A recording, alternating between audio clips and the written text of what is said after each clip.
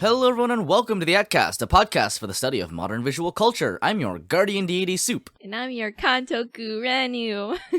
This week, AT stands for Ace Transition because we'll be talking about Haikyuu. But before we get into that, what have we been up to, Renu, in these turbulent times, to say the least? Yeah, well, surprisingly, my life has been, mostly trying to stay as quarantined as possible, considering I have to work on site. But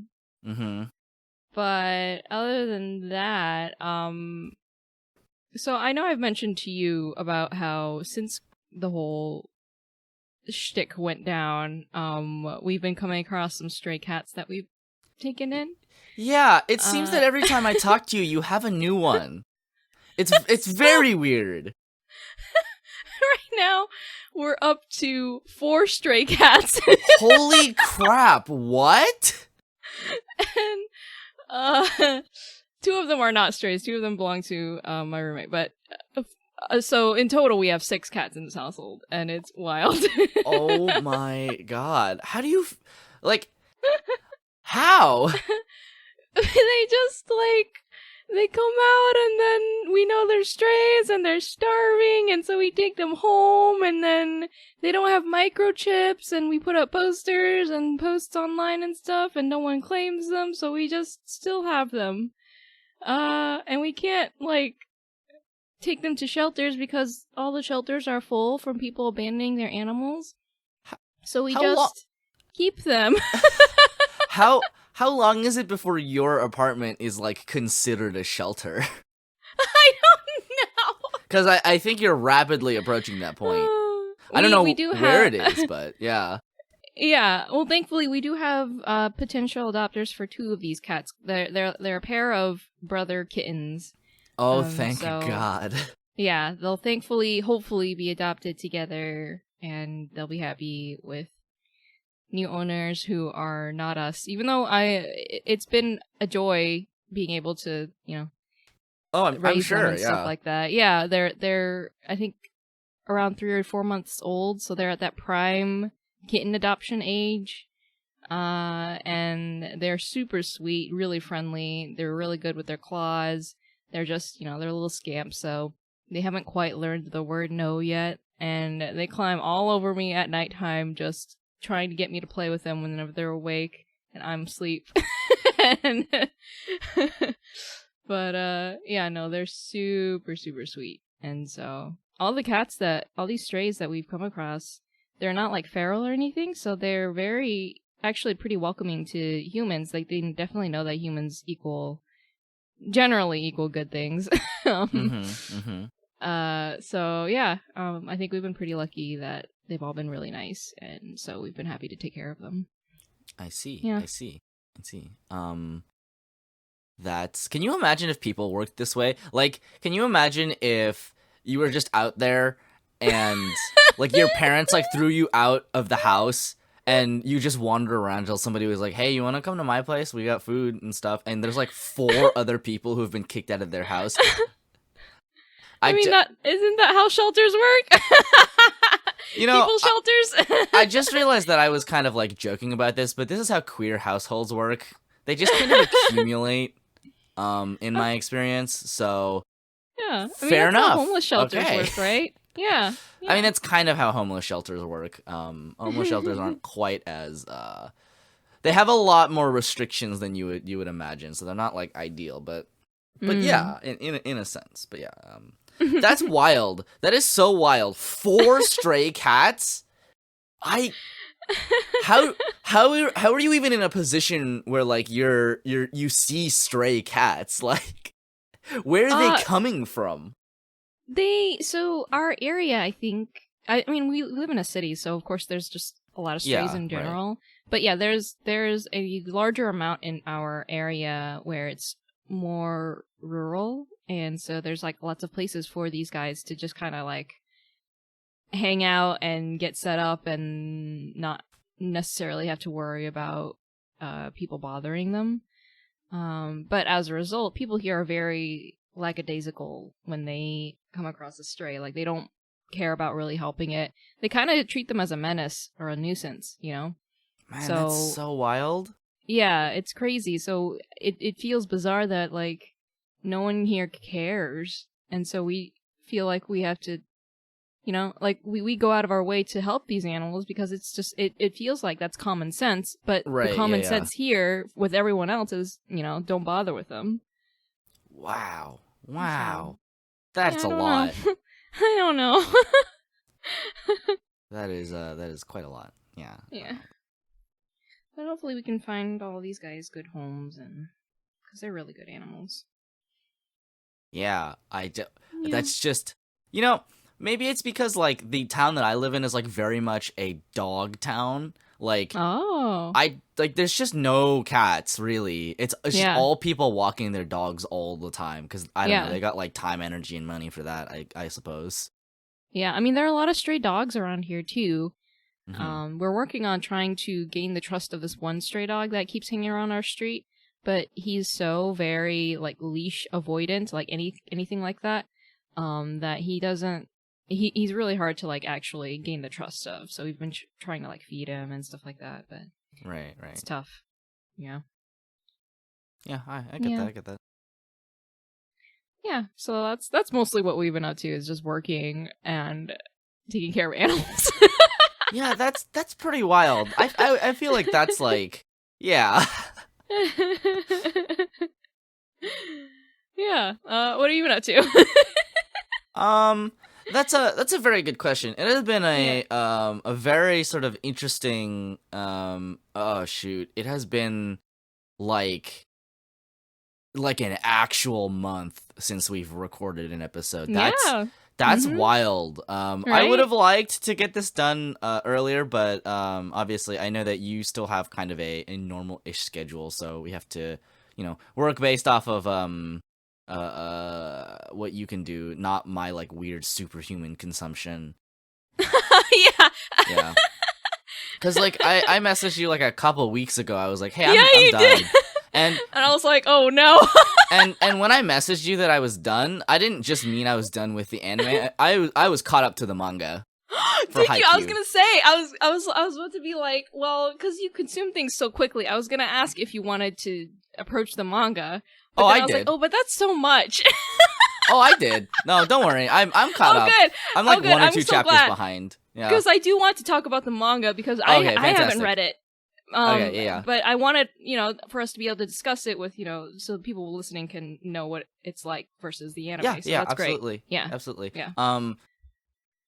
Yeah. Yeah. So I for a solid, I think, week and a half, there was just a Haikyuu shaped, I was gonna say tumor, but that doesn't seem like the right word. No. It was like, okay, after my week and a half Haikyuu, Haikyuu run, there was a Haikyuu shaped hole in my life, basically. Oh no! A volleyball shaped hole. Yeah, it was the shape and size of a volleyball, somewhere like in maybe like near my sternum. But like, yeah, no. So if you've been listening for a while, if you know me at all, you know I'm not much of a sports anime person. Yeah. So for something to capture me like this, like, the last time was probably like Kuroko no Basket, and that was mostly because they're not really playing basketball; they're firing lasers at each other, and I think that shit is hilarious.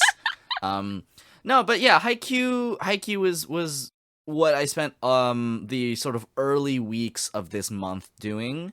And after that, I didn't really know what to do.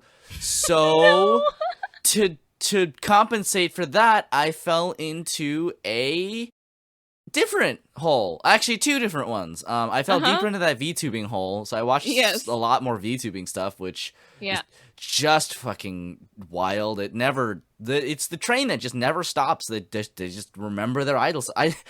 It got to the point where in the podcast Discord server, I have created a channel that is entirely for posting screen caps out of context, so that I don't have to feel bad about spamming the like normal channels. Yes. Speaking of which, our Discord server is open to any and all members of the of our audience who wish to join. So I'll leave a link to that in our description. And if you wanna, you can come chat with us. I talk at odd hours of the night, and if you want to, that's your sort of choice. That's your mistake. But yeah, so that was the first thing I did. I watched some more of the VTubing stuff. Obviously I played some Grand Blue and some Overwatch and all that kind of jazz. But this is the other kind of big thing that I did, which is I decided to embark upon the journey that is the Fate series. Yes. And my God, if it is not the most, I understand why I haven't gotten into it until now, because it's so much. And it is a lot. There's so much. It's obviously, quite deep. There's a depth to it, but it's also very broad. There's so much anime. Even if you were just I want to watch Fate anime, there's 80 of those suckers. It's so hard. And then there's always the age-old question of where do you start with Fate? And I think I've come to my conclusion about this, because a lot of people online will just recommend, oh, you should watch Fate Zero, and because it comes first chronologically, and I'm like, that's the worst thing I've ever heard in my life. They are incorrect. That is the worst advice I've ever received in my life, and it was something that a lot of people said, and I was like, no. So here is my thought about it, which is that you should watch Fate 2006 first.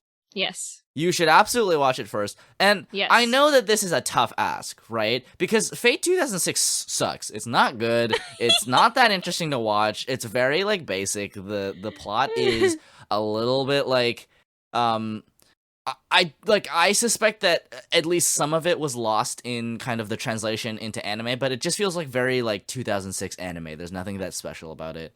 And I think it's I do like the fight scenes. It was by Studio Dean, I think. That was the studio that did it. And I mean, it's just not that special. It's interesting if you're interested in Fate, but you should not go into Fate 2006 expecting to immediately be enraptured. You should see 2006 as the hurdle you must get over to get into the series. I mean, it's the introduction, right? Yeah, right. Kind of like JoJo's slow. Part 1. It's the introduction to the whole legacy. And I kind of get it, because this is the same impetus that a lot of people have to ask people to skip part 1 of JoJo's Bizarre Adventure, and it's but somehow even worse, because at least part 1 is a good adaptation.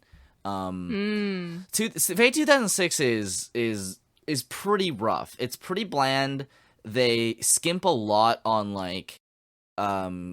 writing and characterization, and it's just, these are the events that happen, and we're not that interested in exploring why things are happening.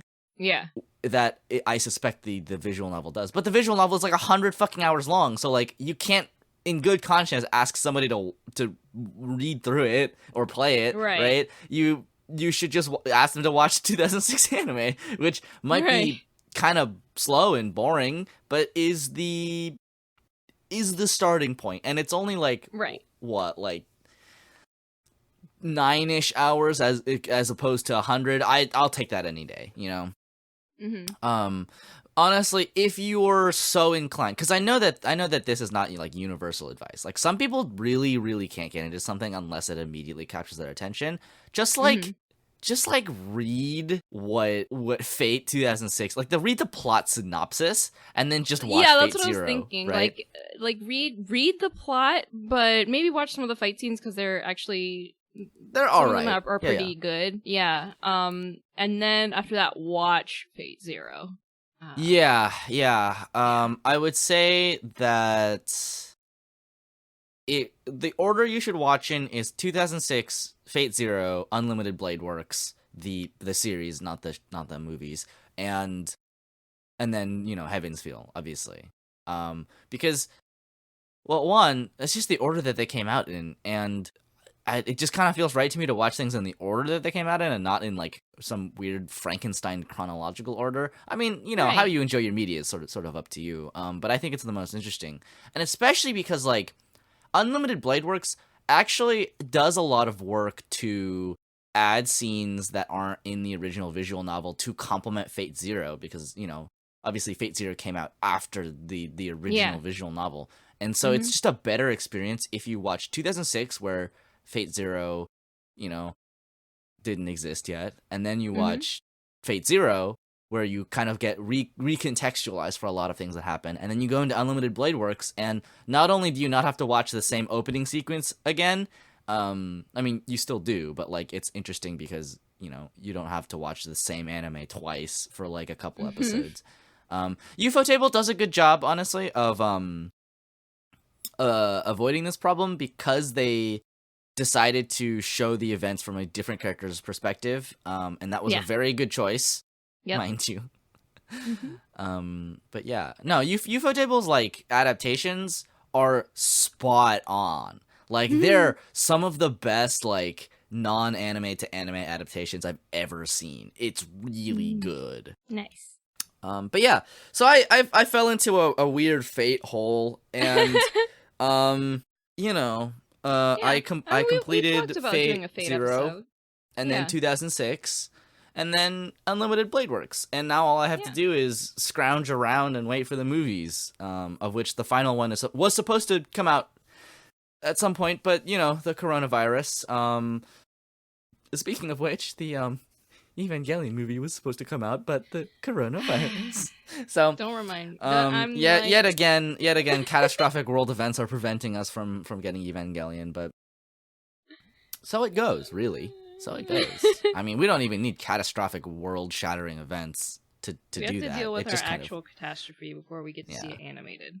Yeah, right. But aside from that, like, I've just been kind of watching in abject horror as everything kind of comes crashing down. It's a little bit like really, really wild right now on the internet to exist as a person on the internet, and I'm very glad I chose to take a break from like using Twitter excessively, which I've still kind of been like holding on to. Because but like I've seen more people breaking down because of staying on social media too much. But it's also because like they don't have anything else to do except be on the internet and be on social media, Right. Yeah. It's a very weird time right now because it is a time of great duress for many people, obviously, because the government has failed in its entirety to do anything about this pandemic whatsoever, other than tell us to stay home for a little bit and then say, all right, everything's good now, you can go back outside, without having done actually anything in the like 3 months that we were inside to like maybe prevent more cases from spiking up. Like this is, and like obviously it is, I don't want to get too much into it because like it's kind of like one, depressing, and two, not really what the podcast is about, but like it's kind of a little bit infuriating that we spent like 2 or 3 months inside, where like the whole point of that was not like we stayed inside for 2 months, we beat it, hooray, but like we stay inside for 2 months so that we can implement, testing and safety measures and make sure that our society is prepared for this. And maybe we should do something about, the healthcare system in the midst of our, global emergency, so that people don't go bankrupt trying to not die to coronavirus. And we didn't do any of that at all. And that sucks like a lot.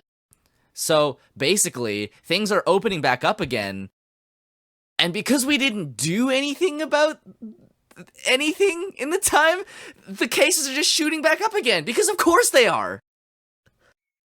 So yeah, I'm able to see some changes in terms of like our city, where they before it was only one testing site that they had available. Now we have many, so that's good. However, our hospitals are currently almost completely full. All of them, even the children's hospitals, are completely full.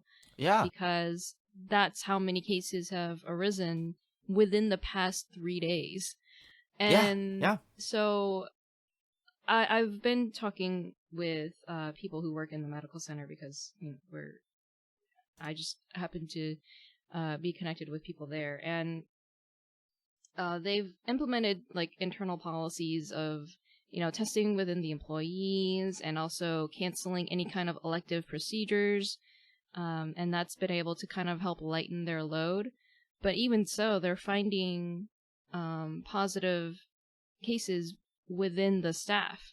And so you'll have entire departments just completely compromised because somehow people within there have gotten infected too, because they didn't have the proper safety equipment supplied by the government, And it's just very, very wild that we're still having to deal with this 2 months later, and it's not much better, and it feels like we made no progress, honestly.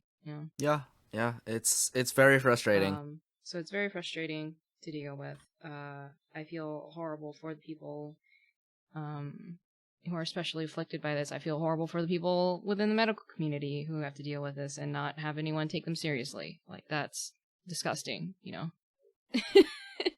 They've only studied this kind of stuff for years, and to only have people on their couches tell them that they're wrong is really quite insulting. And they're doing their best to try and manage this pandemic, and anyway, yeah. So I think we're all trying to do our best, try and be safe and be kind to each other, especially your essential workers. I totally get that frustration. I mean, especially if you're, like you, very closely adjacent to the medical field. That's just kind of the worst. And it's like, it's the worst too, because it's not even like the people who are having to deal with this aren't like trying to do anything about it so much as like the people who are in charge of those people have just decided, yes, correct, whatever. Yep. So that's depressing and the worst. And just but it's not depressing. Yeah. Is volleyball boys.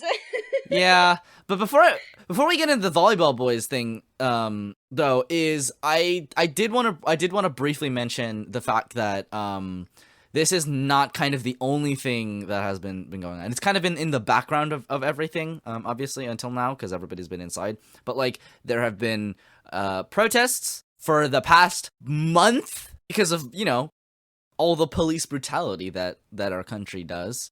And that's wild. People have been protesting for literally 30, I think, like 6 or so straight days, which is amazing. Yeah.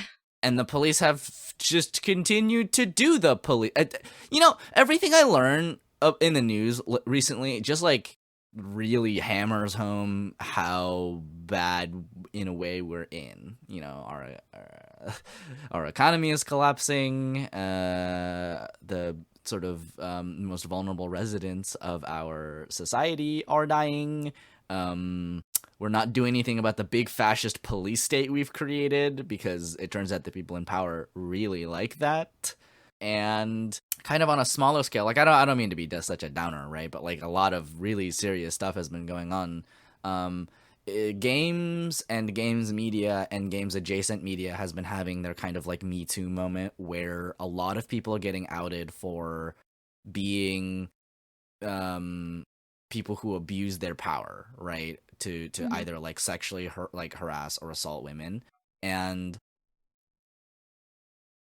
the sort of allegations keep coming out, and people keep getting fired or resigning. There was that whole thing with Bon Appetit being very bad at doing anything and not paying any of their people of color for their video appearances, which is just fucking wild. I don't even. And apparently one of the biggest streamers on Twitch, Dr. Disrespect, is now permabanned. He's not allowed to be a Twitch streamer anymore. Mm-hmm. And nobody wants to touch why, because it's so sensitive of a topic, which probably means that the law is involved. Probably. That is amazing. Obviously, it's not amazing if, he's done something actually serious to another human being. But like for a very long time, Dr. Disrespect has been a how do I say this? Representative of everything that might be wrong with the Twitch.tv ecosystem. And, you know, the whole thing about you can do whatever the fuck you want as long as you make enough money for the platform. But whatever happened now, it turns out that has overrid that. So, yikes. Yikes, yikes, yikes, yikes, yikes. That has been your daily dose of the real world. And I don't want to be a part of it anymore. So, why don't we talk about volleyball instead? Yeah. Something that we don't have to think about the real world for yet. Volleyball exists in the real world. I don't know how to tell you that. I mean, not yet. You think people playing volleyball right now? Oh, heck no. They're just on their taking break. Yeah, so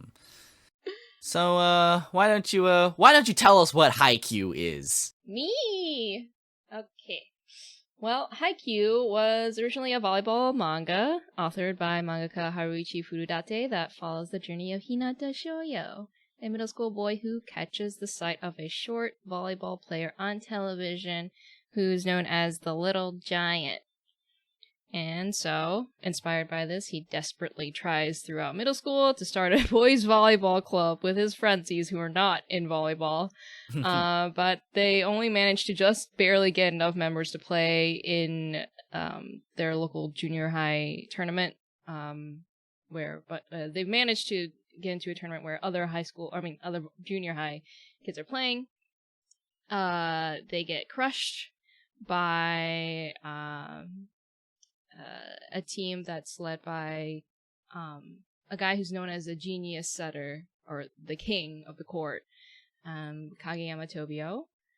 And so that's where Hinata kind of develops a rivalry with Kageyama, vows to defeat him in high school, and goes to Karasuno High, which is where the Little Giant attended high school.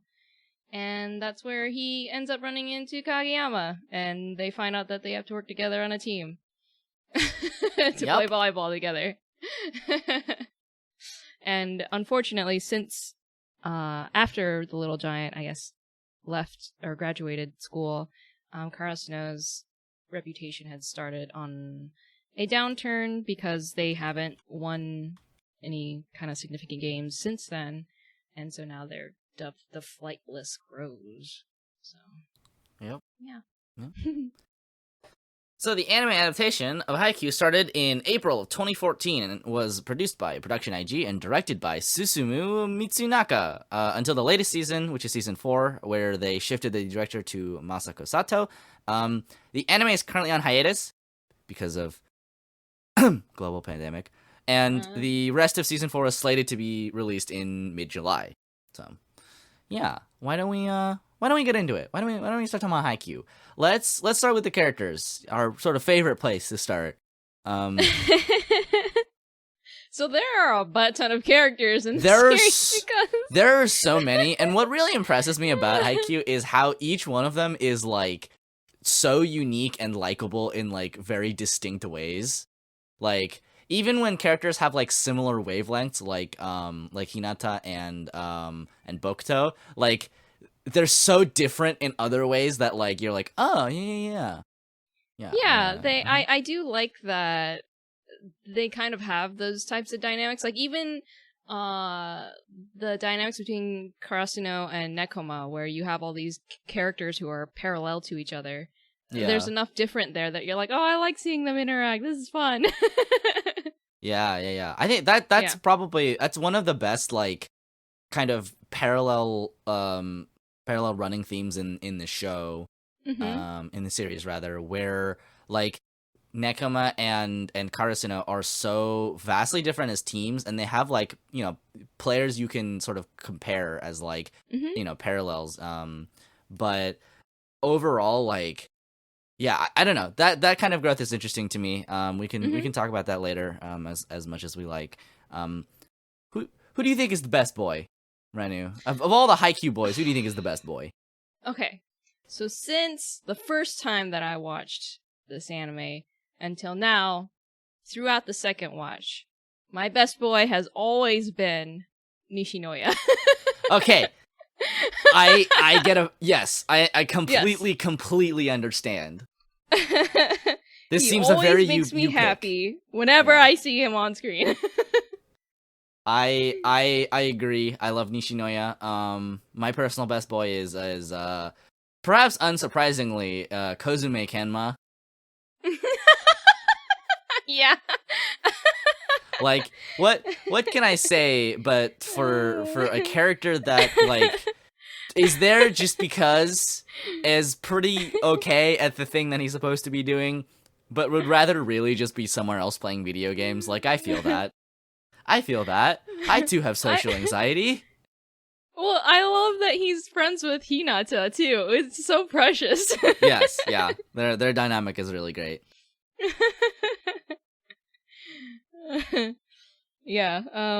Otherwise, I think the character who had the best, most satisfying arc was Tsukishima, for sure. Oh yeah, Tsukishima's arc is my so god, good. I live for that. Like, watching it all over again, I got hyped all over again. And in terms of minor characters, I suppose like more minor characters, I really like Kuro, and I really like Sugawara. Yes. Oh my gosh. So Sugawara, I highly wanted to talk underappreciated about. character. Yeah, because so the first time that I watched through it, I mean, I was like, okay, yeah, Suga's he's a good character, but I wasn't like super, I guess into his arc or whatever. Like, I just didn't have like a strong connection with him. But then in the second watch, Mm-hmm. I guess I was able to pay more attention because I wasn't super caught up in the hype with Kageyama and Hinata, that I resonated a lot more with what he was going through. Because yeah, it sucks that, you were previously, the setter for your team, and this genius comes along whom you can never hope to catch up with is already better than you, and he comes along and he ends up taking your position, and so you kind of watch him have to find another place for himself, and that's a pretty real struggle in terms of I don't know, in basically any field you'll have someone who's younger than you just come along and they'll just be better than you, whether it's through skill or through just natural talent. That's how it is, and you have to deal with that. Yeah. I like Sugawara, and I think he's a highly underappreciated character because nobody pays attention to just how like weird he is. Yeah, like he's weird. When he gets introduced, he's like the most normal person on the team. Yeah. And then like by the end of season 3, you're like, wait a minute. Like that New You're Year's like a Shrine huge visit weirdo. was so funny. It's like, oh my god, I totally understand your character, but also you're such a weirdo and I love it. Yeah. Yeah, he's great. I think Hinata as a protagonist is a really strong character for this series. If only because he's a super active protagonist, not just in terms of like his energy level, but also he's very much like, I gotta get things done kind of character, and so that helps move the story along a lot. Like we mentioned that he put together his junior high volleyball team. He ends up coming across, he wants to be the ace, and so he butts heads with Asahi, who's the current ace. And he ends up in the season 4 trying to infiltrate their training camp. Oh my god, yeah, I remember. Yeah, just like, what are you doing? Yeah. So I like that. I like that a lot. He's a great protagonist for the series. I like that, like, it's... The series is very grounded about the way that it approaches, like, characters' like flaws and their weaknesses. Like, Hinata's very fast and can jump, but actually just kind of sucks at volleyball. Like, he's just bad at volleyball, right? That's my favorite kind of part where, like, other than the fact that he's really good at running and jumping, he's very, very bad at doing the actual sport. And it's fun watching him learn, though.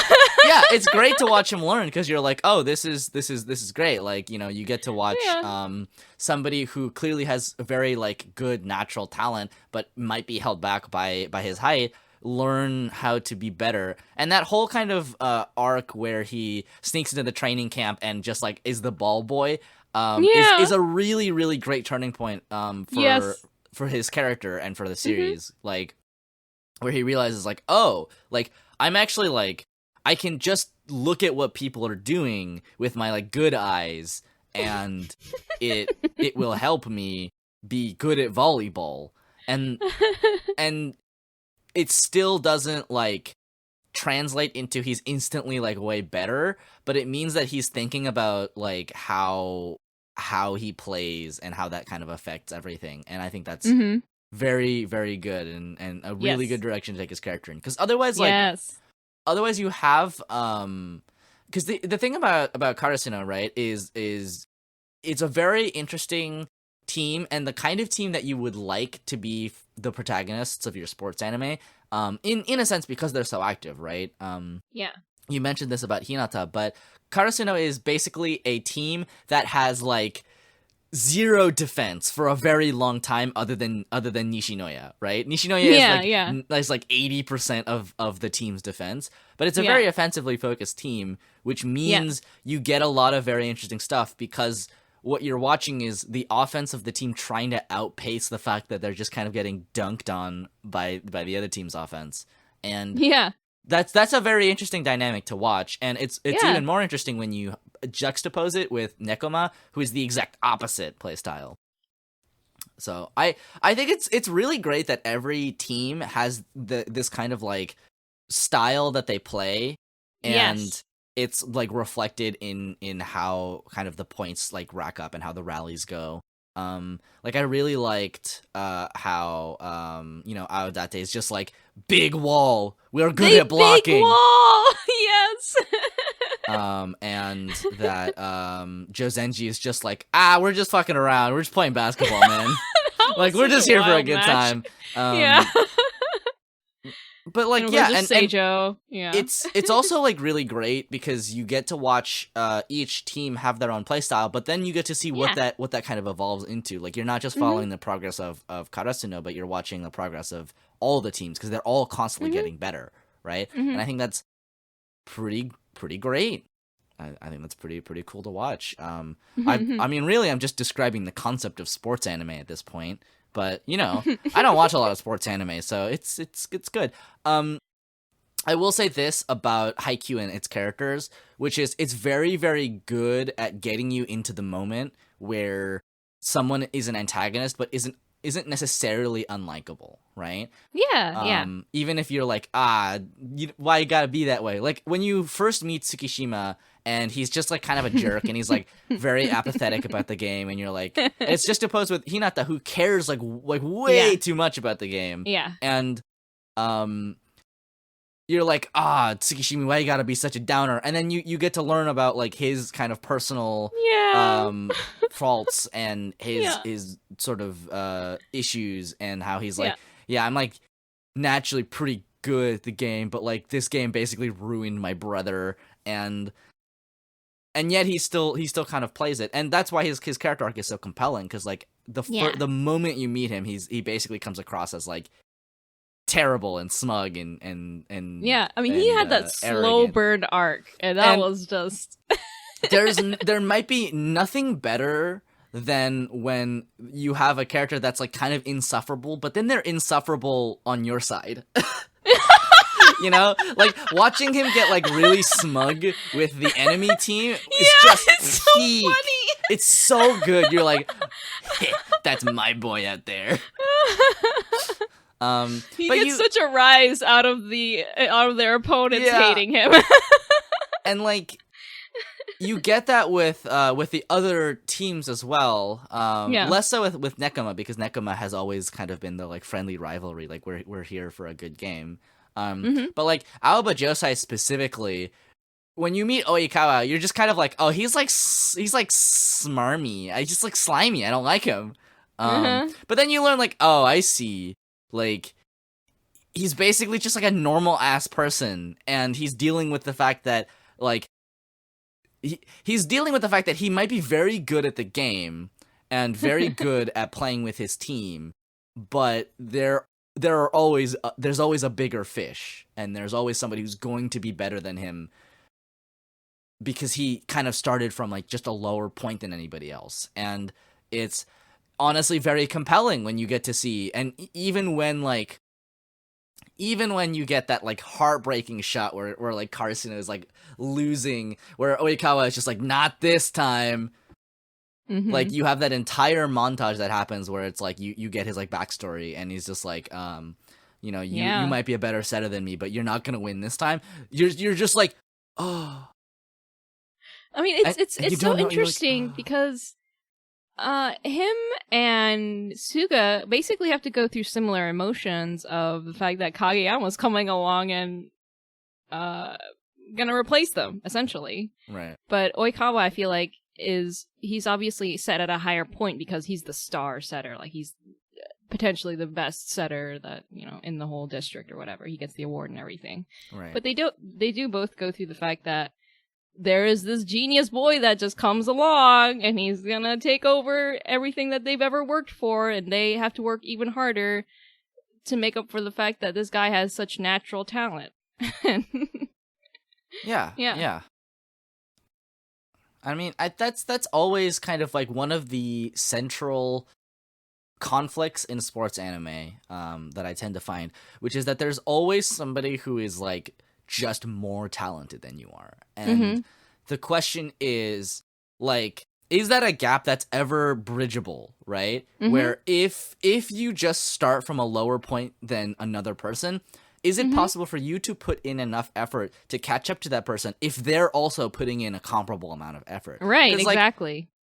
Like definitely one of the things that that Haikyuu gets right about this is that like people with a lot of talent tend to nurture that talent, and they tend to work just as hard as people who don't have that talent. And you know, the question is, like, one, is it ever possible to catch up at that point? And two, is it like, you know, is that something you should worry about in the first place? I think one of the most interesting things about Haikyuu and the way that it addresses this question is, and I think a lot of sports anime tend to go in this direction, right? They tend to basically say, like, even if you individually cannot match one-on-one with your kind of with your mark, with your opposite, is it possible for you to outplay that person or outperform that person if you're working together as a team, right? You know, it's not just about having, you know, supernatural human ability, but like the question of, if somebody does, how do you overcome that so that they don't just dominate? And we kind of see that in every match that Karasuno has, because they're so scrappy and because they're always kind of just riding that very, very knife edge line to like victory. So yeah, it's very interesting, and it's also one that like I've never really found an adequate answer to, because like if you watch like ping pong, it's kind of also about that like central conflict, and I mean, my god, ping pong is so good. One of the only other sports anime that I will just like rate very, very highly. But yeah, I think in comparison though, Haikyuu is just like very fun to watch. Like, yeah, it is just such a good time. And it is very, very good at making sure that you know what is happening. This is what I found when I transitioned over to the manga, is that while the manga is like drawn very well and definitely is like paneled pretty well, like your eyes tend to follow the trajectory unless you spend a lot of time like analyzing what's happening. You can sometimes kind of get lost a little bit, and like there's a lot of these like little breaks that happen to make sure that you're still aware of what's going on. Like they have little you know, scoreboards that come up, they have little like rotation sheets that come up, and these are things that you don't really have to worry about in the manga, because the manga is like such, or in the anime, because the anime is such a like grounded, like you're watching them move. And actually, this is something that I learned watching Haikyuu, which is that volleyball is like really interesting. I never realized like, and like I don't think I knew anything about volleyball before I started watching Haikyuu, and then afterwards I was like, wait, volleyball's like really interesting, like because in comparison to something like baseball, volleyball is like so dynamic. And it's a lot more like basketball is, where like things are kind of always happening, and you know, points are always being scored, and it's how do I put this? Like Haikyuu basically mentioned this, where it's like, you know, in volleyball it's basically impossible for you to have a perfect defense, right? You can only have a good one. And so points are always being scored. It's not like things are really being denied. Things are always moving in one direction or another. And not only that, the like rotation system and like the sub outs add like a really interesting depth, and you get to really explore, you know, each character, even if they're minor ones, and like why they're being put in. The position of libero is like really cool. Just like, I am a defensive player, and I'm not allowed to actually do anything attacking, but I'm really good at like getting the ball back up in the air. I think the concept of the libero is like amazing. I think that's awesome, and very very conducive to a sports team anime, where if your libero is really really good, then anytime they kind of swap in, you're like, oh yeah, this is it. Yeah. Also, Nishinoya, very good. I love Nishinoya a lot. He is so good. Yeah. Nishinoya, I think is easily one of the like, and this kind of goes understated, but like I think Nishinoya is easily one of the coolest characters in Haikyuu. Yep. He's just tiny, and he wants to do his best. It's actually this is a fun fact, but there is an Overwatch League player on the New York team named Libero. And it specifically he named himself that, like his tag is Libero, because he really likes Haikyuu, and he thought Libero was like the coolest position. And I'm inclined to agree. I think that shit is really cool. Yeah. But yeah. Yeah. I don't know. I think like the characters are all done a decent amount of justice for at least the main cast, and quite a couple of like the off members too. Like I really liked Tsukishima's like arc. His arc is really good. Yeah. I really liked I like Sugawara's arc a lot. And obviously the main arc between you know, Hinata and Kageyama is very compelling as well. Yeah. You know, Kageyama as a character who is like very very good at volleyball, but not so good at being part of a team. Which is, I mean, honestly, I think it's kind of relatable for anybody that is like decently good at anything, where like if you feel that everybody else around you is worse than you, that can very easily lead to some like problematic attitudes surrounding like a team sport. But I see it all the time, where it's like, yeah, if somebody is like a lot better, they will basically feel like something wasn't their fault, etc., etc., etc. And it's kind of, it's nice that they hammer that out early, but they don't perfect it, right? It's not like he goes through his like 2-episode arc where he realizes that he should stop being a jerk, and then is done, is like his character is static from then on. One of the great things is that the characters are always evolving. Like Hinata is always kind of learning more and more, but you know, as a character he's also kind of learning more and more. But like Kageyama, I think is the person who goes through, Kageyama and Tsukishima go through the most growth, and Kageyama specifically is really good, especially if you kind of if you're watching the latest season of Haikyuu. Kageyama's growth is really, really, I like his arc a lot, because, and this is your reminder that I probably should have put at the very beginning of the episode, but we are not a spoiler-friendly podcast. We've never been a spoiler-friendly podcast. The concept of spoilers are basically anathema to good analysis. Like, you're not going to find any good substance analyzing a piece of media. I already spoiled the season 4, so... I mean, I have the ability to spoil everything that happens in the manga, and it's fucking wild, too. The latest arc is actually really, really wild. Okay, you can't spoil that much for me. Okay, I won't spoil that much for you. But Thank you. here's the thing, right? Where Kageyama basically realizes, oh, I should be more of a team player, right? And then he learns from Oikawa, like, oh, I should be like. He learns from Oikawa and from Sugawara, like, I should be more in tune with how my team is. And, you know, that's, I just realized that's something that I should probably learn. But, like, I like that he has such a resistance to doing that with Tsukishima and yeah, he's just like, power. Yeah. And then Tsukishima just, smirk. I love my volleyball boys. But like then Kageyama goes through that whole thing where once he realizes like that he should be a team player, he kind of goes all in on that. And then when he goes to the training camp, one of the Miwa brothers is just like, bit of a goody two shoes, aren't we? Yeah. And you're instantly like, whoa, I hate this guy.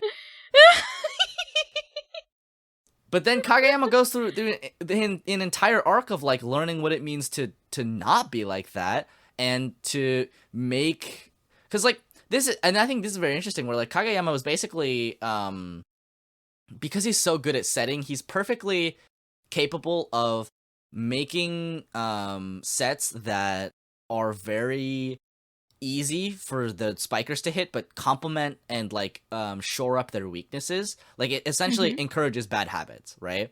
And so the fact that after hearing that, he realizes like, oh, I can do things that are like a little bit more selfish, but not entirely selfish, to like make sure my teammates are playing well and reinforcing good habits. And that's when he really like becomes just very scary. Yeah, I was at first when I was watching that part, I was pretty conflicted because I was like, after 3 seasons of growth, you relapsed back into how you were in junior high. But then the way that they handle it and the way that he kind of grows from that in terms of the fact that the team knows that he's such a good setter that you know, they're not as good at their roles as he is at setting. Right. And the fact that they tell him like, yeah, you're really good, but like, so what? We're still gonna do what we want.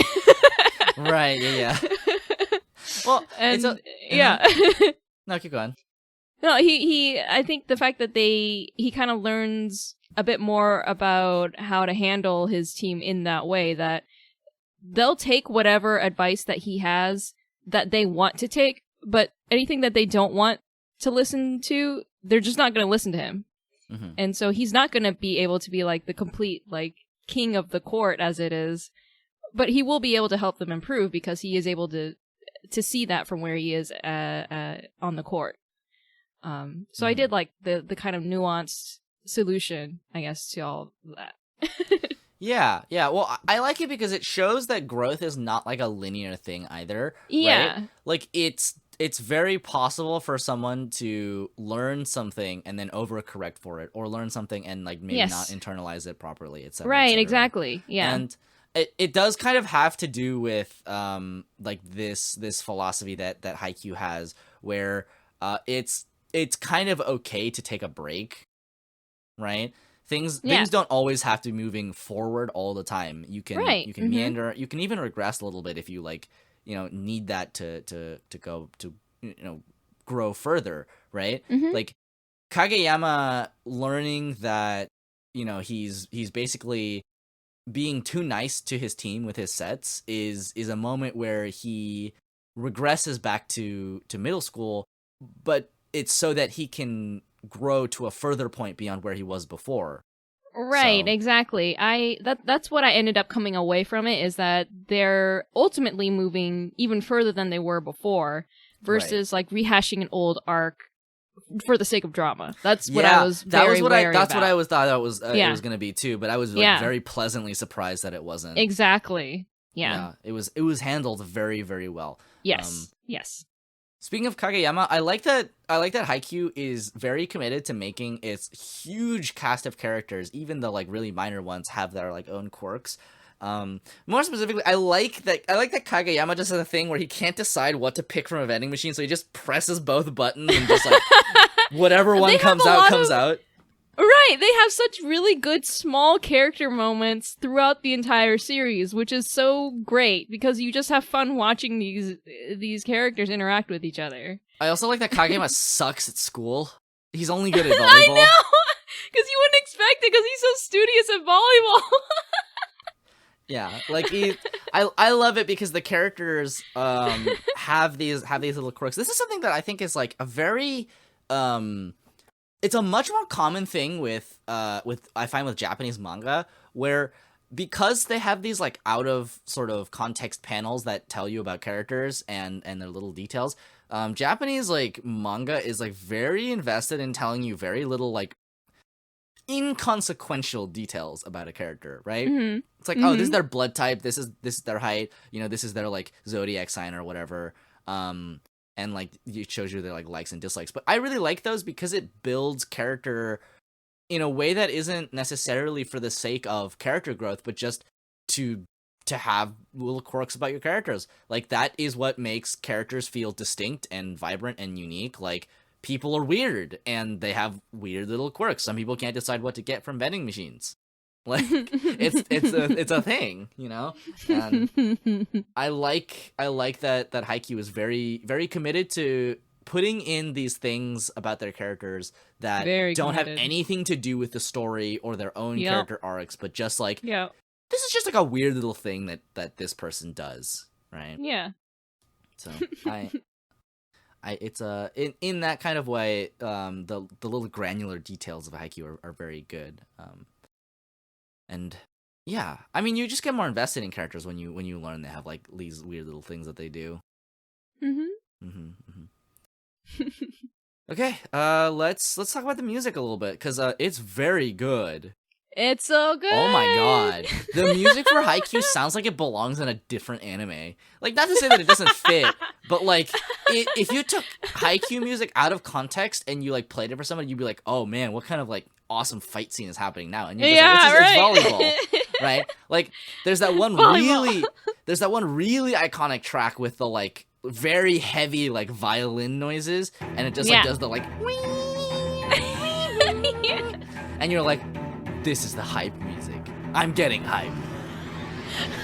Like it does a very good job of knowing when to use the music, because it's not even necessarily during like the what would be considered like a climax point. It's just when you need to build the tension and when you need to like swell the emotion of that into the audience. And it does. I mean, it helps that the music is very good. The music is done by Yuki Hayashi, who is very famous for his work on Hiroaka, and Asami Tachibana, who is known for her work on Darling in the Franxx and Seraph of the End. But yeah, the music in Haikyuu is consistently very good. It's like never bad. Yeah. It's never bad, and they always seem to know when to use it. So very impressive. Very impressive. It's great. It's great. Yeah, like there's times when music like should take a backseat to like what's happening so that it doesn't distract but should complement a scene, and there's times when music can really like come to the forefront and like actually like be a part of the scene. And Haikyuu is very good about striking that balance, because they have. Yeah, I've never had a point where it was distracting me from the story. Right. If anything, it just helps immerse me in it. Yeah. They're very good at it, because like the moments when they kind of cut in that like really hard, the violin song that goes very hard, it's like it's meant to be a moment that builds tension, that is kind of like the like this is our counterattack moment. So very good. Very good. I love the music a lot. On the topic of the anime, the animation is really good. Like, oh yeah, really good. Really Consistently good all the way through. I did think it was interesting that season 4, the art style is a lot more mature. It is very different. I've heard mixed feelings about it because obviously people get very used to how their characters are drawn. Yeah, yeah. Over the seasons. But you can tell me whether this is true or not. I heard someone say that season 4 has a style that's more closely reminiscent of the manga versus the rest of the seasons. Is that true? I think I would tend to agree actually with that. If you watch the first 3 seasons of Haikyuu, it establishes a very like unique and strong visual style, but it's actually quite distinct from how the manga is. Because while the manga is, okay, so I read both the one shot that got the manga serialized and the series proper. I started around the arc where I left off, basically. Because as much as I love Haikyuu, I really didn't want to just like start from page 1. I read the first chapter and then I like skipped all the way to like chapter 200 or whatever, where like the anime is. That might be blasphemous, but like, yeah. So I will say that the manga has this very like scratchy, more grounded and mature style than the very like soft, easy to look at, clean seasons 1 to 3 that season 4 reflects very well. The thing about, and this is actually one of the most interesting things, if you read the one shot for Haikyuu, the art style is like vastly different. It looks like like almost like a kind of like, and I guess this makes sense for when it was published, but it looks more like Death Note. Oh. Than like Haikyuu. That's wild. Yeah, it's a very like I'm blanking on the manga cover for Death Note, but it's very much his like closer to his style of manga. Yeah, I was actually surprised. I was like, whoa, this is like way different. Well, the actual like manga looked like this, but the manga looks a lot softer. But yeah, Haikyuu season 4 looks a lot closer to the manga in certain respects. It definitely shares the same kind of grounded feeling. Like, yeah, seasons 1 to 3 were just like very, very overly like cutesy and clean.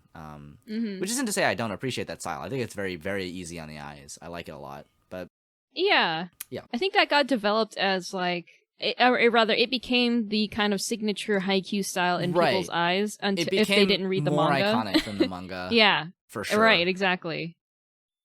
So I think when it changed in season 4, people were like, "What is this?" Yeah. I totally get that. I was a little jarred too. I was like, "Oh, this is different." Yeah, but the animation was still good. I was like, I don't mind. The animation is still really good, and arguably with the director shift, it's a lot more dynamic to watch. I know this is specifically about season 4, but season 4 is very engaging, even in like the slower episodes. Like, it's visually very interesting to watch. I couldn't point to anything in specific because, to be perfectly honest with you, it's been about 2 or 3 weeks since I've actually watched any Haikyuu.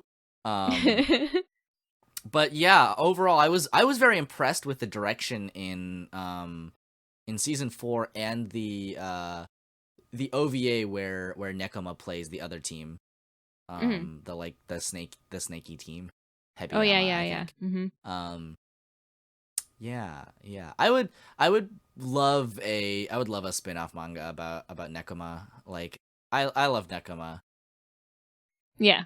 I mean not in like small part because I like Kenma a lot, but like, I just like them as a team in contrast to Karasuno. Yeah. Just like a slow, steady, very, very we build upon the entire game. We're like building our like database of how to play. I think that's very interesting to me. Especially in a game as like fast paced as volleyball is. So yeah, I like it a lot. Like, and I like that they have, obviously I mentioned this before, but I like that each school has kind of their own identity, and Karasuno kind of becomes like Hinata flying. Like, that's the kind of theme, whereas Nekoma is like about the cat lying in wait, and you kind of have all that other stuff. Right. Yeah. So let's get into what I would personally consider the meat of it. You can kind of consider it whatever you want. So the themes of Haikyuu are pretty in line with the themes of most sports anime, I would say. Mhm. I would say it is pretty normal for sports anime to be about personal growth. Actually, Yep. a lot of most shonen anime is about personal growth, at Yeah. least on some level. Mhm. It's obviously about like playing as a team and Yeah.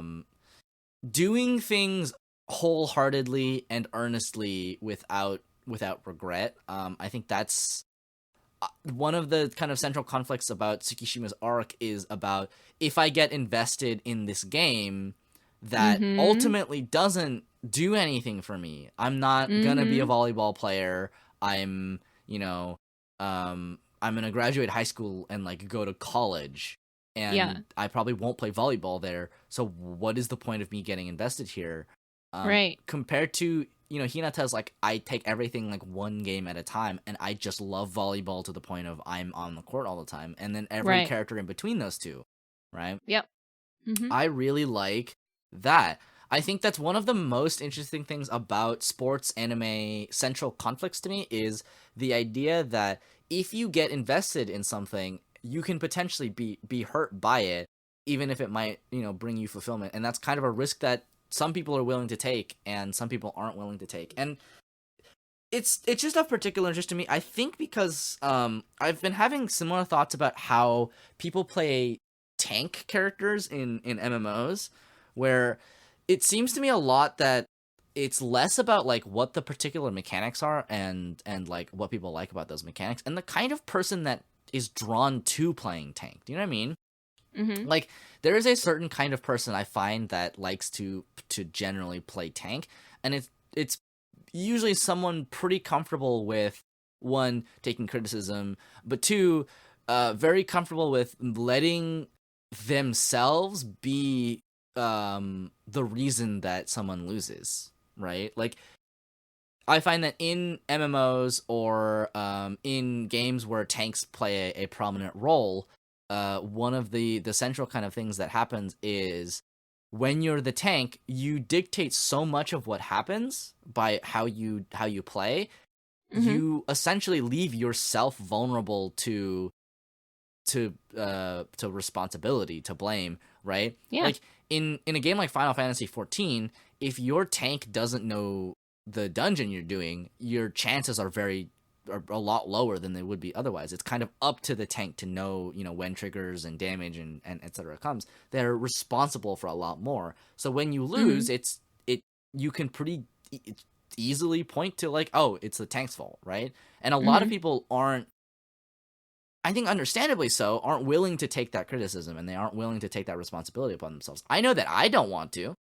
Mhm. Like, this is why I play support characters, because it's not that I want to be the reason that we win, which is what kind of a tank feels like. I just never want to be the reason we lose, which is kind of what I believe that a support is like. Right.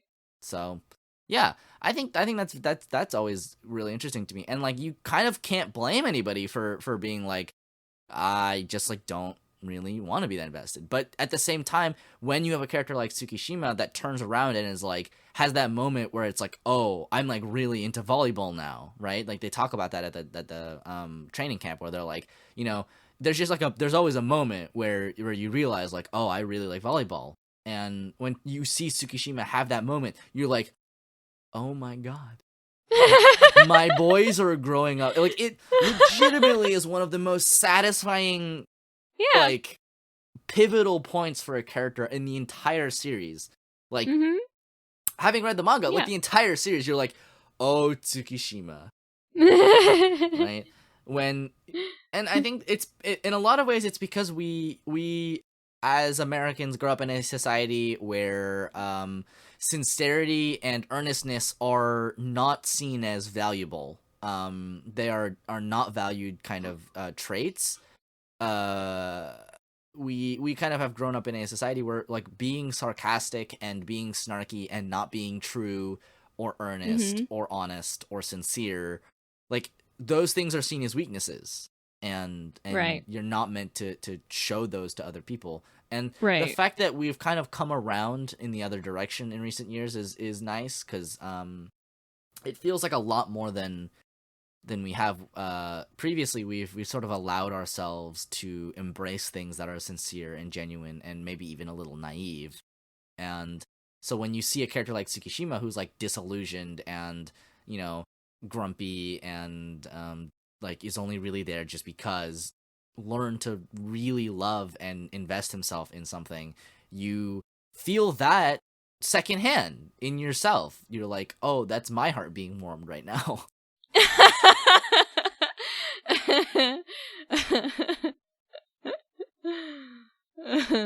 I relate a lot to his older brother watching him play. It's like, oh, Yeah, you're like, oh, I'm so proud of you. so proud. Yeah. I mean, I totally get it. I totally get it. I think, to be fair, like, there's a lot of my own kind of personal feelings entangled with watching sports anime, which might be the reason I was kind of off-put by a lot of them. That, and I find most sports to be just like utterly boring. Yeah. So what made Haikyuu, I guess, different for you, as opposed to other sports anime? I think that there's nothing like in particular that I could really point to and say this is why I love, this is why I find this compelling as a sports anime. Or this is why I like this more than other sports anime. I can point at ping pong and be like, I like this because it boils down the central conflict of sports and the concept of sports anime into a nice, like, kind of like 12 or so episode package, and it explores that really in depth and very maturely. I wouldn't be able to point to anything in particular in Haikyuu aside from the fact that it's just very well done. You know, it's very entertaining to watch. I think volleyball itself is maybe just a sport that like is of particular interest to me. Because I kind of like when things have a little element of change to them, right? There's something about the ever shifting rotation of volleyball that makes it more interesting than something like baseball, which is like, okay, you have set positions, you have a batter, right? It's a kind of a straight like one-on-one competition, whereas volleyball is a sport that's always moving in more ways than just people moving on the court, and there's like strategy behind, like, you know, which rotations you'll use, when you're gonna swap your liberos in, etc., etc. All of that is really interesting to me, and I think it works very well for an anime where you can accentuate and exemplify what a character's strengths and weaknesses are. Like, for a long time, Hinata's greatest weakness is the fact that he's very, very, very bad at receiving. Yeah. So whenever he goes into the back, they'll just swap him out for Nishinoya, or, you know, swap him for someone else. And I think that's just very engaging to me. All of that is very interesting to me. It's the anime is very well put together. It's very dynamic. It's very fun to watch. The characters are just endlessly charming. I will say this. I think a large part of my investment in Haikyuu is just that immediately from the outset, every character is like very endearing. And I love all of them. Yeah. They're all my sons. I completely agree. The character writing in this show, I feel like more so than most any sports anime that I've watched, is so strong, and it definitely carries the entire story. Yeah. For me, it's, even though Haikyuu rehashes the same tropes that you would find in most any other sports anime, it really is the execution that makes it stand out. For sure. Yeah.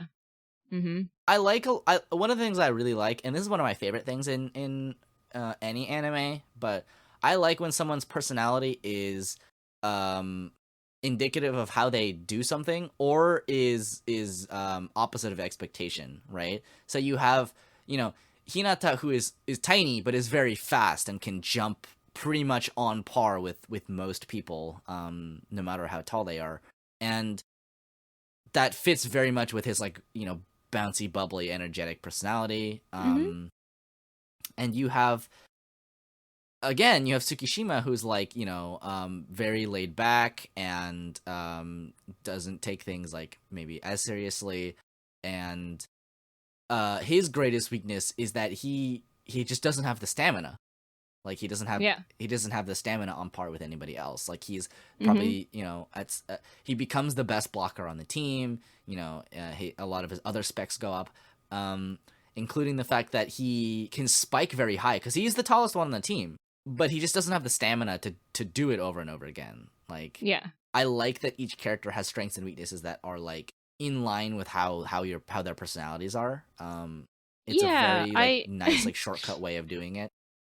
Yeah, one of the people that I find so funny on the team is Asahi because I love Asahi. Their ace. Yeah, but he's such a timid guy. Right. He's so timid, but but he spikes like a monster. Yeah, but he actually really cares about the sport, but more than that, he really cares about his team and not letting them down. And so he's really passionate about that, and that's what helps make him the ace. Right. So I like that Sugawara has his own kind of like skill set aside from Kageyama, where like you know he's more in tune with how his team is because he's been doing that for a long time, and also they can bring him in when they want to do like certain like strategies, like a synchronized attack with like literally everybody. Yeah. Because like Kageyama also is good at other things. He's good at spiking and he's good at blocking. So it makes a lot of sense for you to bring in somebody who can set and then have everybody attack. Just I don't know. I think like I like when characters have weaknesses and strengths that complement each other, and when you get to see those pieces come together, and especially in Haikyuu because you know, people are getting swapped in and out, so like it's very dynamic. There's always something to think about and always something interesting happening, right? Yeah, like the fact that they can rotate through the cast so well is so interesting. Like when one character feels like they're kind of falling to the background, they'll come back. Like Tanaka has his own little mini arc too in the middle of the match, where he was. You find out that actually throughout the match he was taunting that one guy. Yeah, the wild guy. And it's like, oh my god, that's so perfect for you though, because you're always antagonizing everyone. Yeah, I like that Haikyuu just like does a lot of justice to all of its characters. Yeah, right? Yeah. The only character, like I would say that arguably the character on the like main team that gets the least kind of coverage is the captain, and that's mostly Daichi. because. And that's mostly because he's like, his whatever arc he might have had has kind of already passed. Like he's just there to be senpai, and he's there to be. Yeah, but you also realize how important he is as the bedrock of the team, as someone who doesn't really change a lot aside from being able to support the people around him. Like you begin to see why that's so important. Right. They pointed out in the series, which I like, is that he is a guy who, despite being the captain, is like more of a background player, but because of that, everyone relies on him as their support. You know, he is always just a steady pillar of strength for them. And then when he gets his freaking tooth knocked out, everyone freaks out. Yeah, right. It really rattles everybody because suddenly like their base is gone, right? Exactly. I also I think it's really cool because Haikyuu, like many high school sports anime, so this is the thing about high school sports anime, right? Is that oftentimes high school sports anime can be a little bit silly. Like these are high schoolers, obviously. Their high school is very good at what they do, but like they're high schoolers. Their bodies aren't done growing. They're obviously not going to compete on par with like national, international level teams. And there's always kind of this low-lying level of like, it's a high school sport. Why do you care so much, right? And I think Haikyuu answers that in kind with, you know, we like people care because they're putting their all in, and then they want to leave without having any regrets, even if they lose. And that's a very kind of compelling thing to hear, obviously. But then there's the other kind of level of there is a very interesting thing about high school sports anime to me, which is that it is the concept of time, right? Time constraints being one of the most pressing things that, like, it's one of those things that, you know, you hear a lot and you know it at kind of a baseline level, but doesn't really come up until it really comes up, right? Where you know that the third years are gonna have to graduate. Yeah. You know that this team will not stay the same. And Yep. I think surprisingly, high school sports anime, the reason why it's like so popular over like competitive, like, professional sports anime is because of that time constraint. It actually, I think, is one of the most compelling stakes is always just how do we do right by the third years who have come before us. Yeah. And like, I'm realizing now that that's like kind of one of the central pillars of high school sports anime, right? Yep. And there's always obviously like a little like conflict you can have between like, well, what happens when you're a third year but you're not as good as like the first years, like how does that feel for you as a player, etc., etc. And I like that Haikyuu has a lot of this really strong like generational handing down of tradition where the teams basically they're always changing year by year, but they're passing down how they play the game, and they're kind of like refining and perfecting it. Where even if you have the third years leave, like for instance, like like Nekoma is always going to be a team that is slow and steady and wears their opponents out and waits for the perfect time to strike. And yeah. Whereas Karasuno has a tradition in the past that has kind of disappeared, right? And it's interesting that they get to kind of create their own tradition. And when you're invested in the characters, especially the third years, it is heartbreaking when a team loses, Yeah. And it means that every game has more stakes than it would normally, even though the stakes are kind of inherently lower, because it's not like they're like playing for their livelihoods, they're just playing for self-fulfillment. But like, even that's kind of compelling in its own right, obviously. Yeah, I do like the fact that they also have the alumni come back. Oh, and yeah, teach the kids, which is so great. Yeah. This is a slight spoiler for the manga, but the little giant comes back in. What? Like the original little giant comes back, and I love it because he's just a normal dude. What do you mean? That's a big spoiler. He's just a normal dude. How dare you? Renu, it's gonna happen in the first like 3 episodes that you watch of the like season. Good. It better happens be soon, really now soon. I want to see it. Yeah, that's very interesting. I really like Hinata in contrast to I'm not gonna remember his name right now, but the boy who looks like a seagull. What?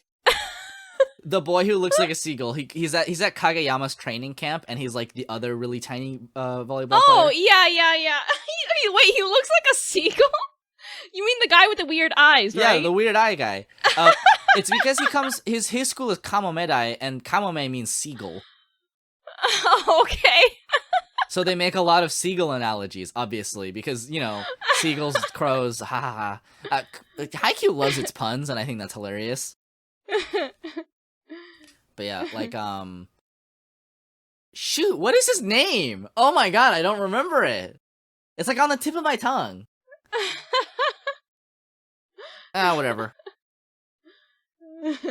But yeah.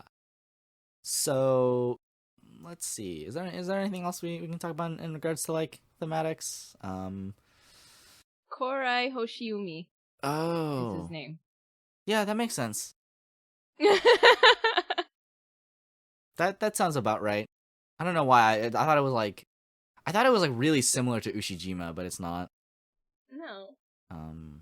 But yeah, I mean, Haikyuu boils down like what sports anime is about, right? Where it's just like self-improvement, the ability to work together with other people, overcoming your own barriers. I do like I will say this. I do like that Hinata has a barrier that he basically cannot break, which is that he's pretty short, right? Yeah. He will never like no matter how good he gets at jumping, he'll never be higher than people who are like 2 meters tall, right? Who can also jump very high, right?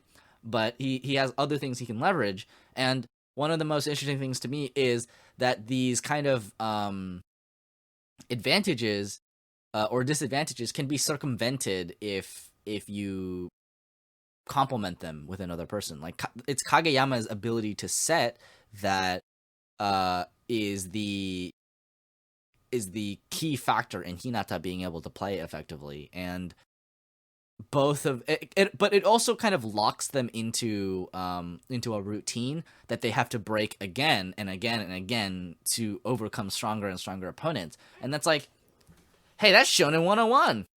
Yeah. That's super interesting. I love that, you know? Yeah, I do like the arc that comes after with Hinata trying to figure out how he can fight without Kageyama.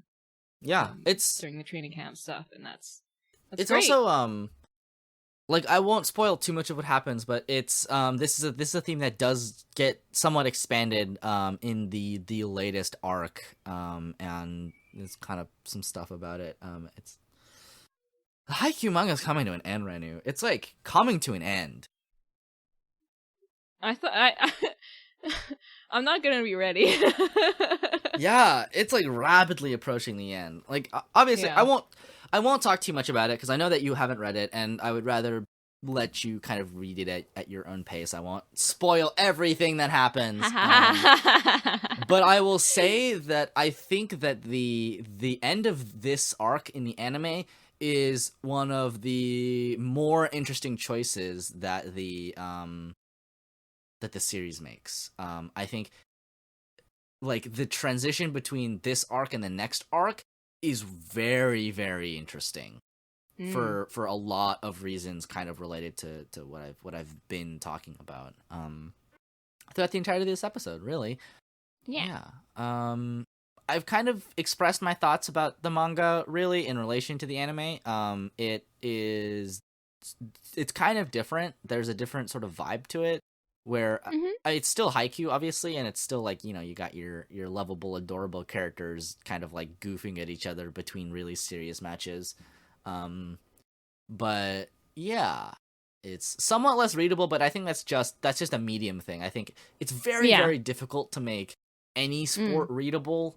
And I think for what it's worth, Furudate does a really good job of making it more readable. But I think it's just kind of one of those things where like it will always be a little bit difficult to like be able to parse sports, especially because like Haikyuu has this very specific thing where it shows you what the rotations are every time they have to switch, and it means that you have to spend like a minute or two just looking at the little box, looking at like who's where, and then like you're like, cool.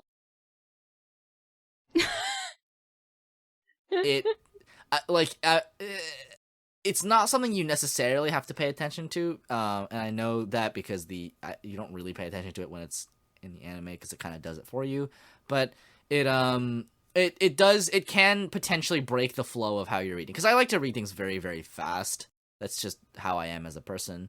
So I always just get caught like snagged by these little boxes, and I'm like, let's see, Hinata back, Tsukishima front. Yeah, I always feel so slow when I'm reading these things. But overall, the manga is very good. It's still very, very compelling. The pacing is, I would say, about as good, about on par. Okay. Yeah. I mean, I will say that the pacing of Haikyuu is very good. It never, even when it's in the slower arcs or the slower episodes, it never feels like boring to watch. You kind of just like, you just like to watch things happen. You know, it feels like everything that happens is there for a reason. Everything is a choice, and that the slower moments really accentuate kind of the faster moments that happen. I talked about this when we talked about I don't remember what it's called, but the badminton anime that we watched. Like, there is an appropriate amount. What? Hanebado? Oh yeah, I think that was called. Yeah, there's an appropriate amount of like building that you can do in regards to like climactic or pivotal moments. Like if you have a lot of flashbacks, it obviously slows the flow down a lot, which is a choice that you make, right? Yeah. But it also is a thing where it gives everything that happens in the game or whatever you're leading up to a lot of weight. Where I think that Oikawa serving that last like that last hit that gets that Karasuno out of the like inter high is really good. Mm-hmm. I will say the flashback I think might be even a little bit long, but it puts so much weight emotionally and thematically and otherwise behind his hit that it's like the heaviest thing, right? It hits Yeah. the impact of it is very heavy, and not just because Right. like the sound effects are good, right? It's Right, because you learn the context of yeah. Haikyuu, I think, of is his really hit, good yeah. at this. Mhm. It's not just it knows when to build tension, when to relieve tension, and when to slow tension down to to build it to Yeah. kind of get to a larger impact point. Like Yeah.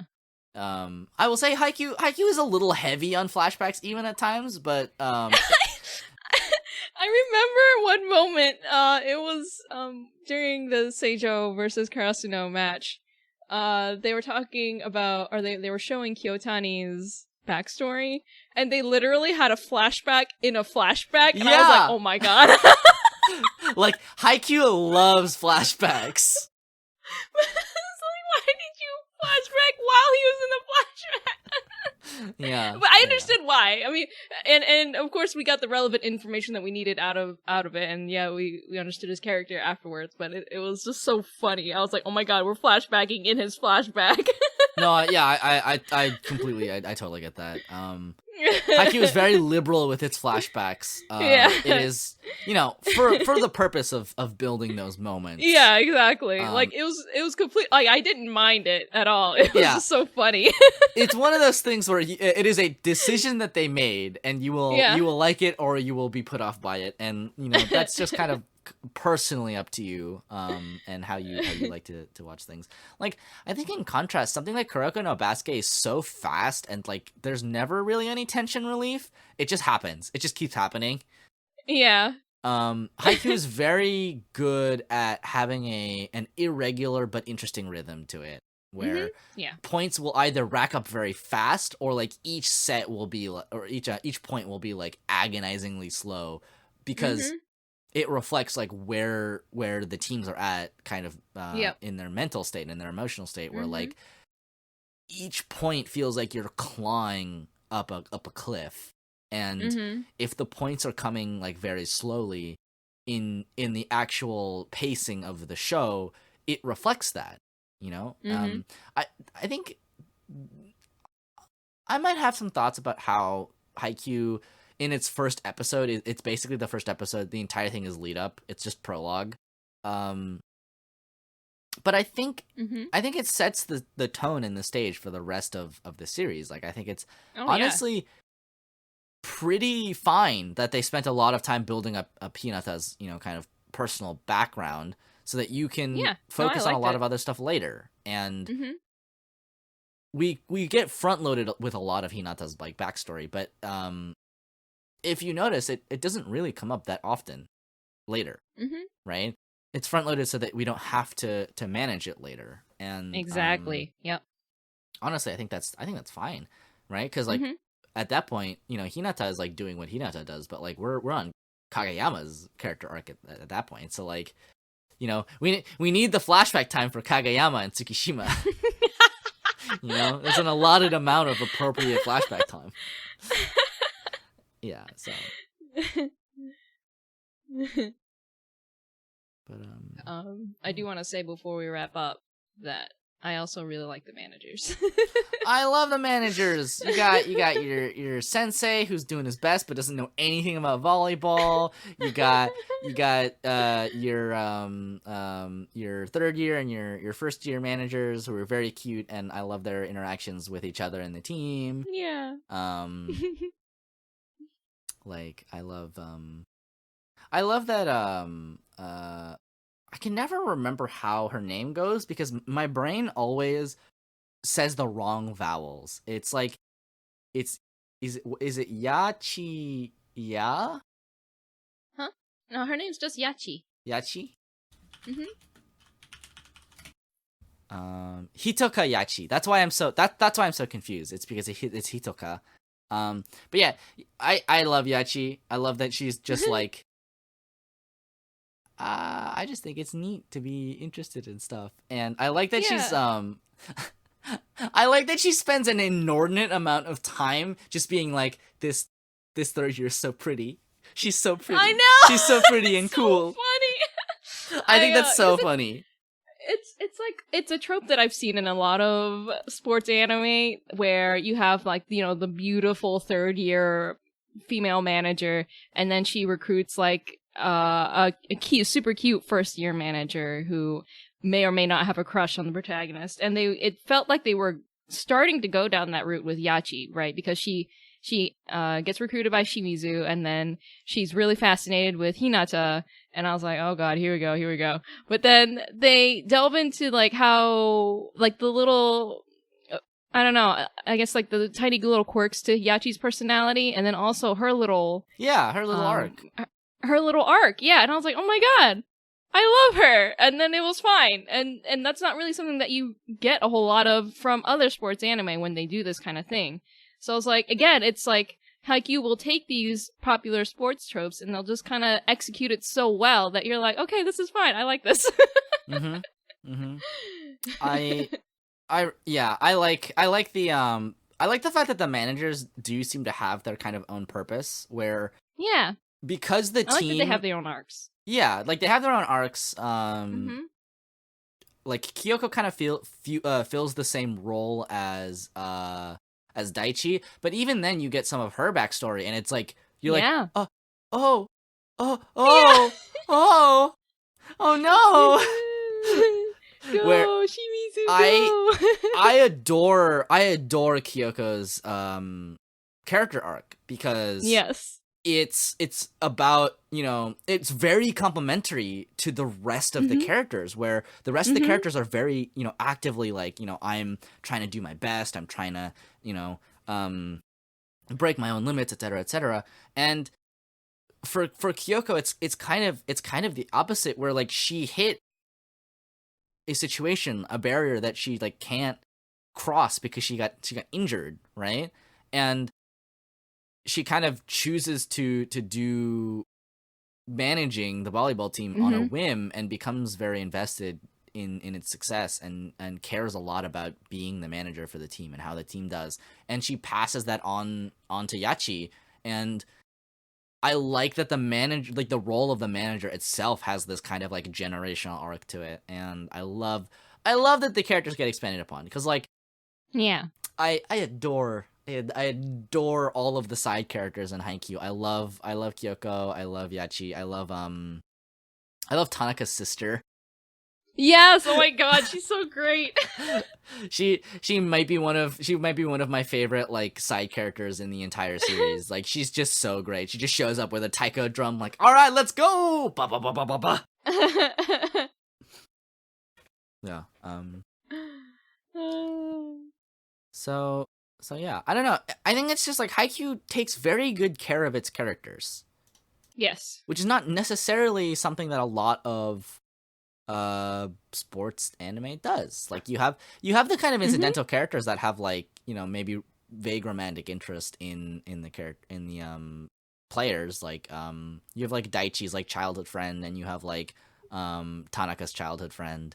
But they're just kind of there to like round out the like non-volleyball portion of the series, and that's I think okay. Like it doesn't have to be like a whole dramatic arc. It can just be like, I like watching this person do their best, etc., etc. And Yeah. and like that kind of stuff also builds, right? Yep. It's the reason why Tanaka in season 4 is like so compelling, right? Because suddenly a lot of his own actions have weight to them, because like his childhood friend was brought into volleyball by him, and she's like on a really good team and she's performing really well, and he feels like he has to keep up, Yeah. right? And Mm-hmm. I like it because like a character like Tanaka is like would be such a like nothing character in a different sports anime. He would just exist to like be there, whereas like Tanaka in Haikyuu has so much personality. He's so great. He's so great, and he's like he even has his kind of like own like skill sets, right? Or like Yes. even if he's not like a star player necessarily, he's still a very proficient spiker. Yep. So I like the way that Haikyuu handles its characters a lot, because it feels like it cares about all of them. No character is there just to like be a stepping stone to another one. Even the like first game of Haikyuu, right? The like Inter High, where they face like some team that's just like, oh, I've never heard of Karasuno before, and it's just like, you know, this dude, like, you know, something like the Yankee team. The Yankee team? The team where it's like all delinquents. What? Yeah, they face like a little minor school that's like all delinquents, and it's like all delinquents and then one like really chipper third year who like graduated, and Oh yeah, he had like the chicken hairdo. yeah, the chicken hair guy. And so Yeah. like even they get a little moment where they're like, well, Yeah. like we suck as a team, but even we don't Yeah. want to lose. And you're like, Yeah, no, it was so "Oh." sweet because he came and watched them, and I was like, oh. Yeah. I really like that each kind of each team has their own stakes, their own wants, their desires, goals. They have their own philosophies too. Like I like that each team fighting is this like battle of philosophies, because like that's all a fight scene in an anime is, right? You know, it's like I have these beliefs that I won't back down on, and I have these beliefs that I don't back down on. In sports anime, a lot of that is shared. Obviously, it's like I want to, you know, win. I want to be the best. But at the same time, there's also like different ways that people do it. Like Karasuno is like, we want to make it together, and a team like Seijo is like, we just want to win. We're gonna put all of our resources into Ushijima, and he's gonna fucking blow through everyone. Right. So I think that's very cool. I admit I was not expecting it as into Haikyuu as I was, but I could I could tell by episode 3 that I was like already super invested, because the characters are just so ridiculously endearing. When Kageyama explains why he wants to be the setter, he's like, it's the coolest position on the court. You touch the ball a lot. I was like, oh my god, they're all like this. Yeah. I was like, oh my god.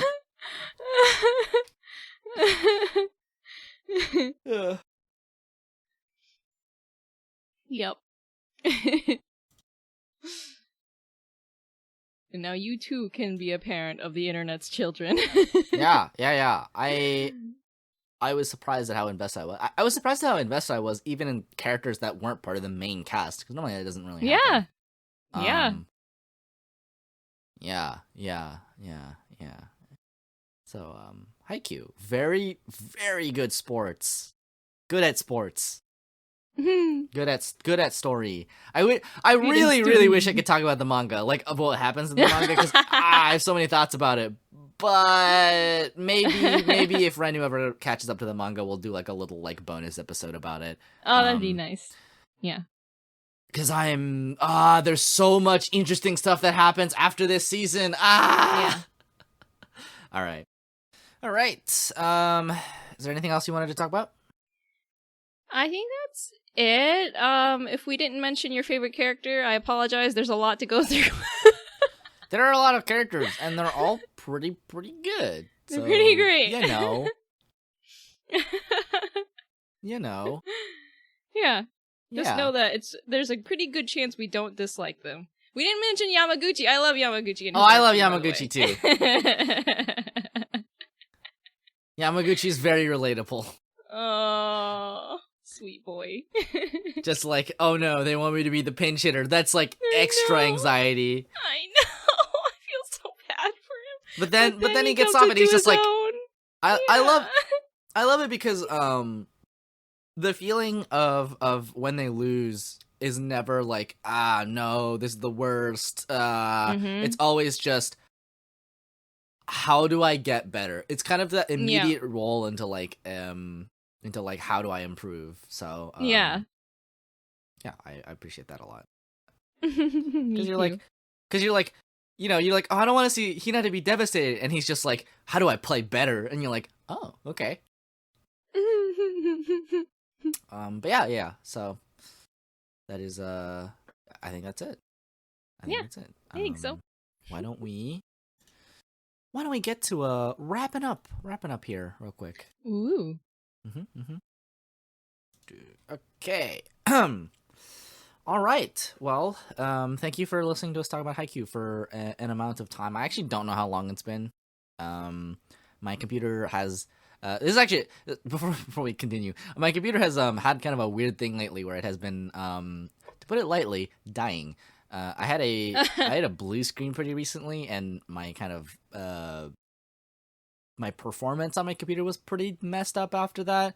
And oh no. so I was like, okay, well, what I should do is I should remove my third monitor, because it's probably taxing the like card too hard. And so now I just have less information on my screen anytime. What am I gonna do, Renu? I say that like having 3 monitors is a normal arrangement. What will you do? Yeah. We're almost at 2 hours, but that's including all our breaks and stuff. So okay, I see.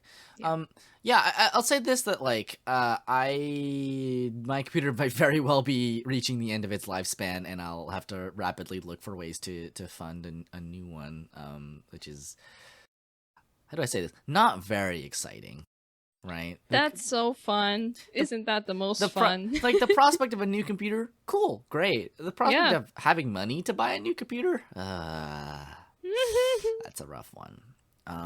But yeah, that's neither here nor there. I'm gonna hang on to this computer until it explodes. Hopefully not literally. Why don't we wrap up? Our opening is by Scotty Network and ending by Takumakata. Please check those folks out. I'll link to them, as I always do. They make great stuff. The patrons we are thanking this week are Frostfall, Cheru, Sean, Gwen, Claire, Magpie Mirror Test, and Figure 4. Thank you all so much for your support. Man, thank you guys. Every time I see your pledges, right. I'm like, my heart. Yeah, like considering everything that's going on, it really means a lot. Oh boy, it sure does, because it's not like job prospects are looking so hot for me, considering the global pandemic. Employment in this economy. But yes, thank you so much for your support, and thank you so much to everyone else for listening. As this kind of like little bit of housekeeping. Again, our Discord server is open, and you're free to join it through the link that we provide. If you want to just like hang out and chat with us. So this is the first episode that we're doing that is on the monthly schedule. It legitimately feels like, and probably has been, an eternity, and every day that passes is a further eternity beyond that. So, you know, it legitimately feels like it's been like 2 years since we've recorded a podcast episode, because time is fake and nothing is real anymore. But you know, I will say, I think the monthly schedule is pretty good.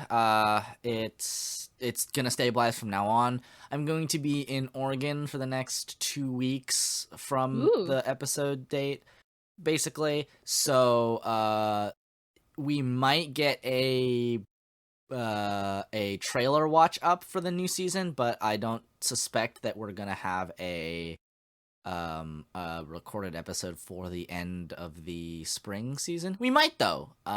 Nothing is impossible. We'll keep you posted on the Twitter page, of course. And then next week, or next episode proper will come out a month from now. on the last Sunday of July, and it will likely a lot of things will have happened by then. You know, maybe by then, we'll have torn down all of the racist statues in our country and replaced them with statues of Chef Boyardee and Guy Fieri, people who really represent the American institution. Hey, man. Nicolas Cage, you know? Or maybe we just don't have statues of people. That's all I'm saying. Maybe people just don't deserve statues. Maybe the concept of statues is okay. I'm completely veering off into like you're nonsense attacking territory. sculptors now, and I don't know about that. Yeah. But yeah. So that's kind of what we have kind of in the pipeline. All the stuff that's coming up. It is probably no secret at this point that the next episode we're going to be doing is about villainous isekai, and I will be sending Renu a reading list to go through. I'm so excited, dude. I'm very excited about this because you don't even know how many thoughts I have about this, Renu. I could talk for like 3 hours. I already like the one villainous anime that I watched, so I'm hoping that these other ones that you send me will be just as delightful. They're delightful in different ways, I will say. Right, exactly. They'll be different, but still delightful. Yeah. Aside from that, I think that might about like, you know, be the extent of the housekeeping. You know, that's kind of what it is, what it do. Renu, what are you up to this week? Or this month, I suppose I should say. Where can we find you on the internet? I'm not going on a trip. I'm gonna be here. Yeah, that's probably better, honestly. You can find me on Twitter, Tumblr, Twitch, all at Swandron. You can find me on Instagram at swan.dron. I thought I was done with Okami. Turns out I probably still have like another third of the game to go. Oh, jeez. This is a game with a lot of fake out endings, and it's making me it's pushing the goalpost further each time. I see. But I'm really enjoying it, so I've been playing that regularly on my Twitch channel. Otherwise, I have been working on a secret project. Ooh. On the side. A secret project. Yeah, past 2 months. So hopefully that will come to an end soon, and I will be able to unveil that to you guys because I'm really excited about it. So, fingers crossed for that. That nothing happens bad in the meantime. That's asking a lot, Renu. I know. We're in the year of our Lord 2020, the year where we all have decided to perish. So, what about you, buddy? You can find me all the places at Literal Soup. Most of the places I still post an occasional like food picture on Twitter if I've been doing some cooking, but aside from that, I mostly try to stay off of it for my own sake, so that I don't melt my own brain. I'm trying to get some work done. I've gotten a couple more jobs with the kind of freelancing stuff. That's exciting. Ooh, that means I might actually have enough money to build a computer and not starve to death, which is nice. Yo, that's nice. You know, obviously, I have my own personal Patreon, and that has... So I have basically suspended the payment collection on that for this month, because I'm restructuring the Patreon so that it encompasses kind of other stuff that I want to do.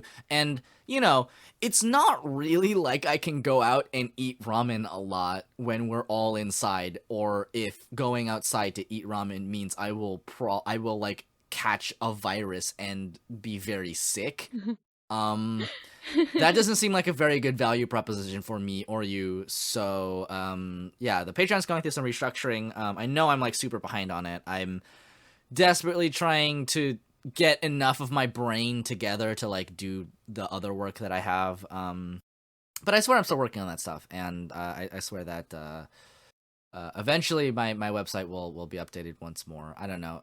Time is really not real anymore. And like every time I feel like I want to do work, the siren call lull of my computer in front of me means it's very difficult. I don't I would like for my computer and my place of work to be different, so that I don't get distracted.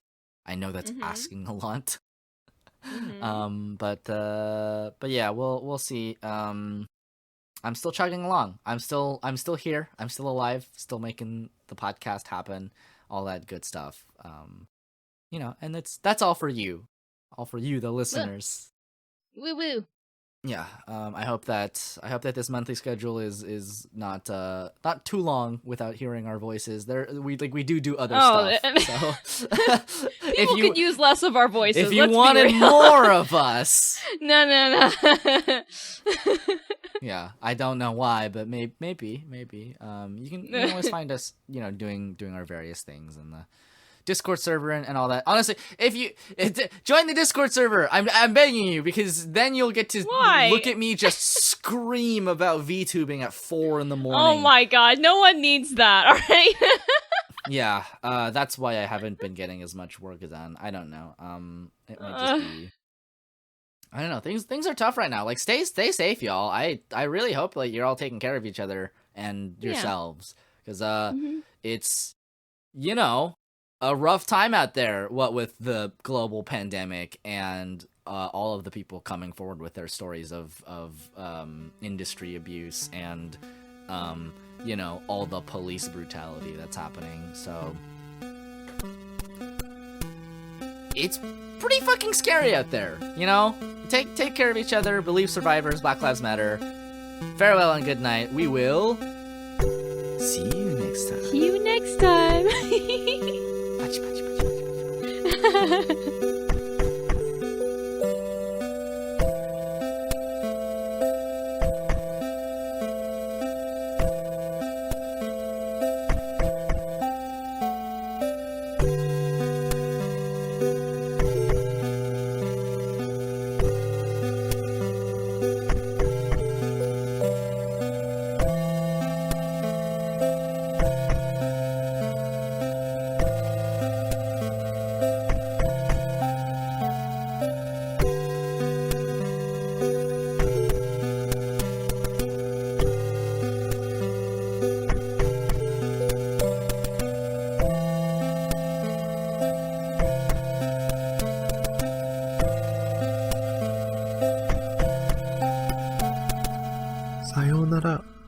また明日ね。